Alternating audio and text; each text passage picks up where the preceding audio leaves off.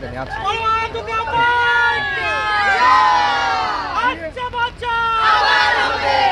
আসছে বছর আবার হবে, এই ধ্বনিতে মুখরিত ছিল চারদিক। সঙ্গে রাঙা মুখে সিঁদুর মেখে আনন্দ বেদনায় মিশে থাকা বিদায়ের করুণ সুর। কারণ বাড়ির মেয়ে আজই ফিরলেন মর্তলোক ছেড়ে কৈলাসে স্বামী গৃহে। তাই মাকে বিদায় জানাতে রঙিন বরণডলা সাজিয়ে প্রদীপ জেলে বরণ করেছেন গৃহের নারীরা। 5 দিনের নানা ধর্মীয় আচার শেষে দেবী প্রতিমার বিসর্জন শুরু হয় কলকাতা সহ জেলার বিভিন্ন প্রান্তে। শুধু কলকাতাতেই নয়, এবার 44টি ঘাটে প্রতিমা বিসর্জন হয়েছে। দশমীর সকাল থেকে বৃষ্টির কারণে বিসর্জন সাময়িক ব্যাহত হলেও দিন শেষে সুষ্ঠুভাবেই শেষ হয়েছে সবকিছু।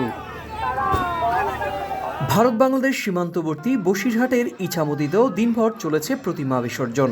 নদীর বুকে নৌকায় প্রতিমা নিয়ে বিসর্জন করতে দেখা যায় দুই দেশের মানুষকেই। প্রতিমা বিসর্জনের মধ্য দিয়ে শারদীয় দুর্গা উৎসব শেষ হলেও আনন্দ থামছে না এখানেই। রাজ্য সরকারের পক্ষ থেকে আগামী 5 অক্টোবর কলকাতার ঐতিহাসিক রেড রোডে আয়োজিত হবে দুর্গাপূজার মহাশোভাযাত্রা। এভাবেই বৃষ্টি বিঘ্নিত পরিবেশ উপেক্ষা করেই কলকাতার ব্যস্ততম এই বাজে কদমতলা ঘাটে দুপুরের পর থেকে শুরু হয় প্রতিমা নিরঞ্জনের কর্মসূচি, যা আগামী কয়েকদিন অব্যাহত থাকবে। কলকাতা থেকে সুব্রত আচার্য, সব সংবাদ।